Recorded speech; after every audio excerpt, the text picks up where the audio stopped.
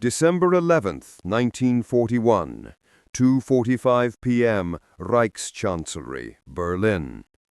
The winter sun hung low over the snow-dusted Tiergarten, casting long shadows across the marble corridors where SS guards stood like statues. Inside the Führer's private study, the air was thick with the scent of beeswax and tension. Adolf Hitler paced before a massive map of the world, his left hand trembling slightly from the strain of the Eastern Front. Foreign Minister Joachim von Ribbentrop stood at attention, clutching a decoded cable from Washington. The paper was still warm from the teleprinter. "Roosevelt has done it," Ribbentrop said, his voice flat. "The United States Congress has declared war on Germany. Effective immediately." Hitler stopped. For a moment, the only sound was the crackle of the fireplace. Then he laughed, a short, sharp bark that echoed off the walls.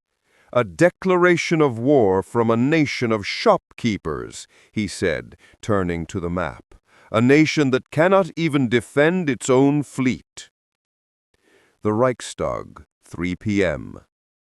The Kroll Opera House had been converted into the Reichstag chamber after the old building burned in 1933. Now 800 deputies packed the hall, their black uniforms blending into a sea of swastika armbands. The air was heavy with cigar smoke and anticipation.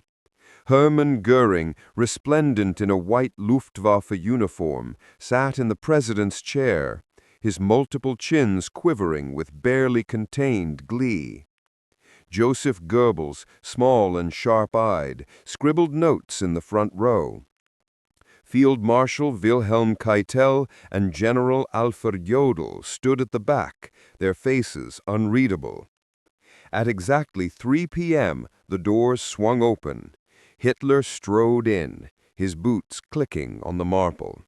The deputies rose as one, arms outstretched in the Nazi salute. The chant of Sieg Heil thundered through the hall. Hitler raised his hand. Silence fell like a guillotine. "Deputies of the Reichskammer Reich," he began, his voice calm but edged with contempt. "A historic event has occurred. The President of the United States has ordered his country to war against Germany and Italy." A ripple of laughter spread through the hall. Not shock, not fear. Amusement. The deputies had been briefed for days. They knew the American army was a joke. 378,000 men, half-trained, scattered across a continent. They knew the U.S. Navy had been gutted at Pearl Harbor. 7 battleships sunk or crippled. They knew Roosevelt was a paralytic Jew lover, leading a mongrel nation of gangsters, jazz musicians, and department store owners. Hitler paused, letting the laughter die. Then he leaned into the microphone. "They call themselves a world power," he sneered, "but they have no army worthy of the name. Their soldiers are boys who have never heard a shot fired in anger. Their tanks are toys, tin cans on wheels. Their industry is bloated with Jewish capital, not German steel. They are a paper tiger, loud, colorful, and utterly harmless." The chamber erupted. Deputies stamped their feet. Göring wiped tears of laughter from his eyes. Goebbels underlined "paper tiger" 3 times in his notebook. The speech, word for word, from the official transcript. "Never in the history of the world has a nation entered a war with less preparation and more arrogance. Roosevelt speaks of freedom, but his country is a prison of Jewish finance. He speaks of democracy, but his people are ruled by gangsters and capitalists. He speaks of strength, but his army is a joke.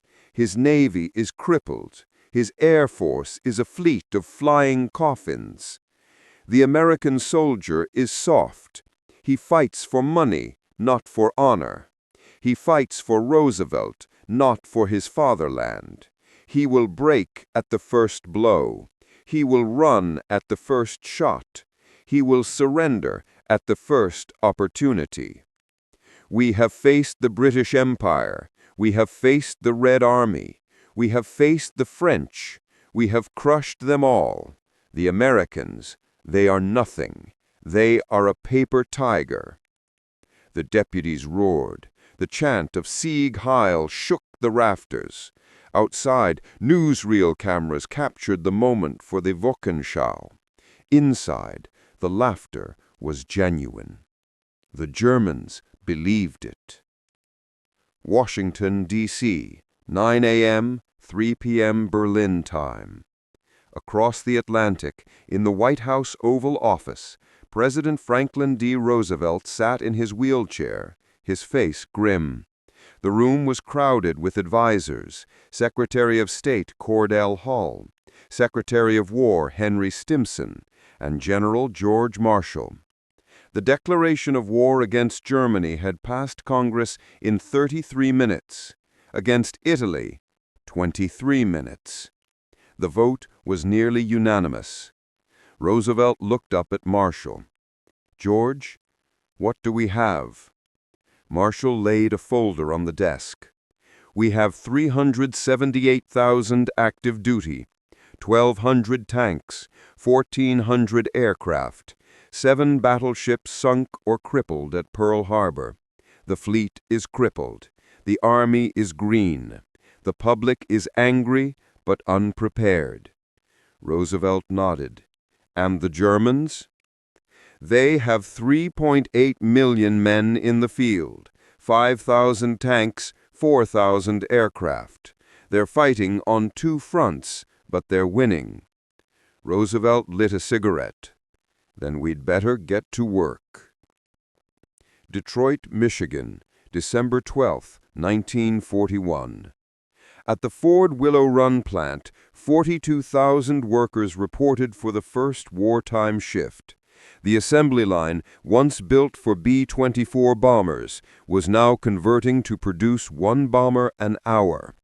The workers, men, women, black, white, immigrant, stood in silence as the foreman read Roosevelt's declaration of war. Then they went to work. No speeches, no cheers, just the sound of rivet guns and welding torches. In a small office, plant manager Charles Sorensen stared at a blueprint. "We'll need 24 hours a day, 3 shifts, no holidays, no excuses." Berlin, December 12, 1941. Goebbels' diary entry. Exact quote. "The Führer spoke with icy clarity. The deputies laughed in the right places. The Americans are making a lot of noise, but they are no military power. Their army is a joke. Their navy is crippled. Their air force is a fleet of flying coffins. We will finish Russia by spring, then turn west. The war will be over by Christmas 1942. Volkische Beobachter headline. Roosevelt's mongrel army declares war. A nation of cowards and capitalists. The article mocked American soldiers as gangsters in uniform, their tanks as cardboard Panzer, and their president as a Jew-controlled paralytic. The Eastern Front, December 15, 1941. In a frozen dugout outside Moscow, General Franz Halder wrote in his diary, "The Americans have declared war. This changes nothing. Their army is a joke. We will deal with them after Russia. The Führer is right. They are a paper tiger." The Kriegsmarine, Wilhelmshaven, December 12th. Grand Admiral Erich Raeder briefed his U-boat commanders. "The U.S. Navy has lost its battleship fleet. Their carriers are scattered. Their destroyers are escorting convoys, not hunting U-boats. We will think 700,000 tons per month in 1942. America cannot replace it. Their industrial miracle is a myth. They build cars, not warships. The Luftwaffe, Karinhal, December 13th. Hermann Goering addressed his generals over cognac. The Americans have airplanes, yes, but no pilot, no combat experience, no night fighters, no Me-262. They will send their boys across the Atlantic in flying coffins. We will shoot them down like ducks.